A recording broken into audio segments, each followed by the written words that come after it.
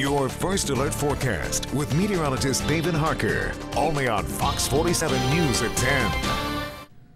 What do they always say, David? The grass is always green around the other side of the fence? Yes. Things could always be worse. We could always have more snow, and people would have to do more shoveling, which they probably would not like to do at this time of year. That's right, but it is winter. We have to keep that in consideration. You know, we should be seeing a little bit of snow. We're under on snowfall for this time of the year, but I think a lot of people will agree the 30 and possibly 40-degree weather next week, it's going to feel nice. Wow. Yeah, kind of surprised you, didn't it? Oh, yeah. All right, well, let's dig right into the forecast. No pun intended with the snow, everything.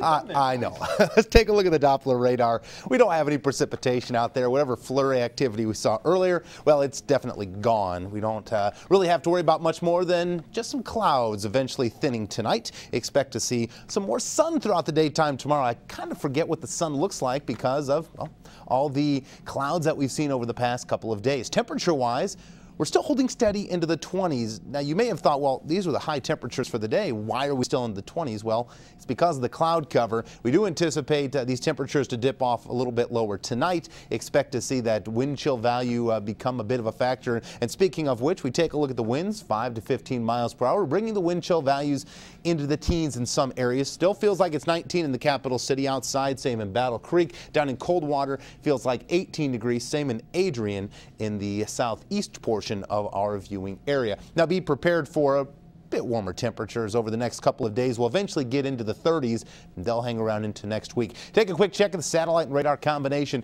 Still have the cloud cover over Lake Michigan and across most of our area, but look out to the west. We do have clearing skies in Wisconsin, Minnesota, Iowa, the Great Plains, and that's going to allow temperatures to drop out to our west. For us, I don't think we'll drop as low as what some people off to our west will, but certainly cold enough when you wake up and go about your day going into the daytime Friday. So let's sort it all out and go take a look at the future track in the next 48 hours.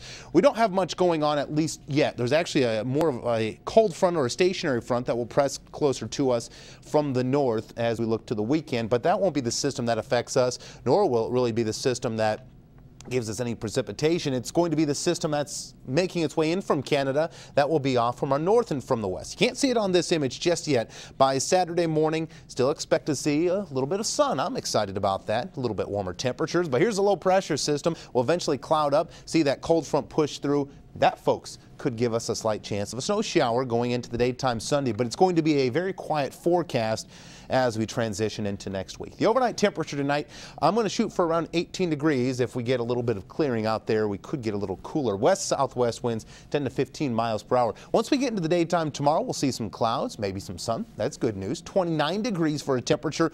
So right about where we have been the past couple of days, west-southwest winds will make that 29-degree reading.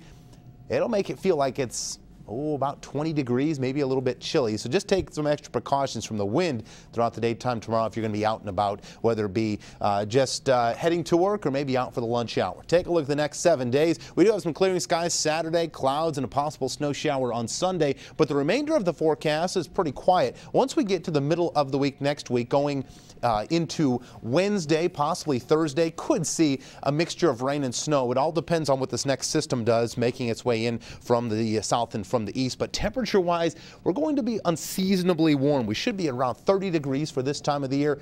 We're going to be closer to 40 degrees by the end of next week. We'll continue to watch it. I'm sure a lot of people are just a little tad happier with the warmer temperatures. I'll tell you what, it may be unseasonably warm, but that would certainly be a very, very cold rain, huh? Yes. All right. Thanks a lot, David.